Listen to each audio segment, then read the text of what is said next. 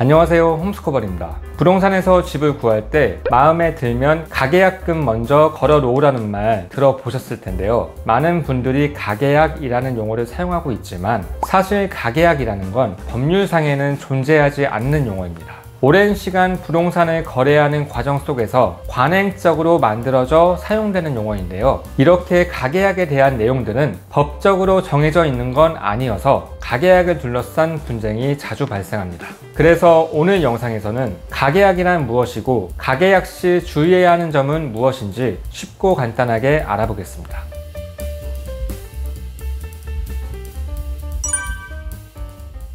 여러분이 부동산에 방문해서 여러 집을 보고 그중 마음에 드는 집이 있다면 기본적인 계약 내용들을 협의한 후에 계약을 진행하게 되는데요. 만약 집주인이 그날 바로 부동산에 올 수 있는 상황이라면 즉시 만나서 계약서를 작성하면 됩니다. 그러나 대부분의 경우에는 집주인이 먼 거리에 있거나 다른 일정이 있어서 그날 바로 만나서 계약서를 작성하는 게 어렵습니다. 그래서 일반적으로는 집주인을 만나서 정식 계약서를 작성하기 전에 미리 계약금의 일부 금액을 집주인 계좌로 이체해서 매물을 선점하는 방식으로 계약이 이루어지는데요. 이를 통상 가계약이라 하고 이때 보낸 돈을 가계약금이라고 합니다.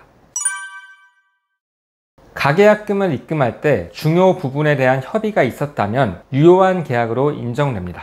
여기서 중요 부분은 크게 세 가지로 구분해 볼 수 있는데요. 먼저 목적물이 정확하게 특정된 상태여야 합니다. 즉 내가 계약하고자 하는 집의 주소는 물론이고 몇 호인지까지도 모두 정해져 있어야 한다는 겁니다.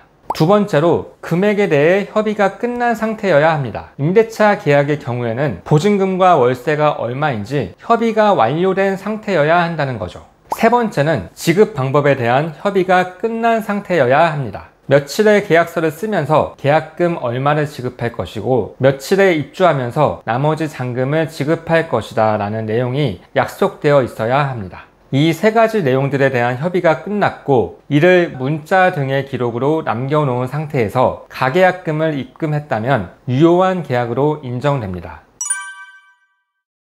부동산 거래 경험이 적은 사회초년생 분들은 간혹 가계약을 임시계약으로 이해해서 언제든 가계약을 취소하고 가계약금을 돌려받을 수 있다고 생각하시는 경우가 있는데요. 그렇지 않습니다. 앞서 말씀드린 것처럼 중요 부분에 대한 협의가 끝난 상태에서 가계약금을 입금했다면 그 가계약은 유효한 계약으로 인정되기 때문에 단순 변심으로 인해 가계약을 취소할 경우 그 가계약금은 돌려받을 수 없습니다. 그렇기 때문에 가계약금을 이체하기 전에는 정말 이 집을 계약하길 원하는지 신중히 생각하셔야 하고요. 정말 이 집으로 계약하겠다라는 확신이 든 경우에만 가계약금을 이체하셔야 합니다.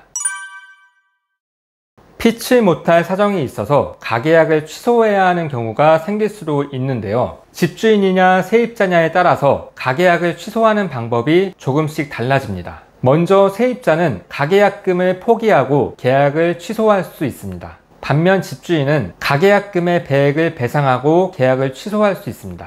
만약 가계약금으로 100만 원을 걸어놨는데 집주인이 개인 사정으로 계약을 진행하지 못하겠다고 하는 경우 세입자는 200만 원을 돌려받을 수 있는 거죠. 다만 최근에는 가계약금에 대한 상반된 판결들이 나오고 있어서 가계약 취소를 둘러싼 분쟁이 자주 발생하고 있는데요. 그래서 가계약을 진행할 때에는 계약 취소 방법에 대해 이런 식으로 협의해 놓는 것이 중요합니다. 이런 식으로 계약 취소 방법에 대해 정확하게 협의하고 명시해 놨다면 추후 생길 수 있는 분쟁을 예방할 수 있습니다. 오늘 준비한 내용은 여기까지입니다. 이번 영상도 시청해 주셔서 감사드리고요. 다음엔 더 도움이 되는 내용으로 찾아뵙겠습니다. 감사합니다.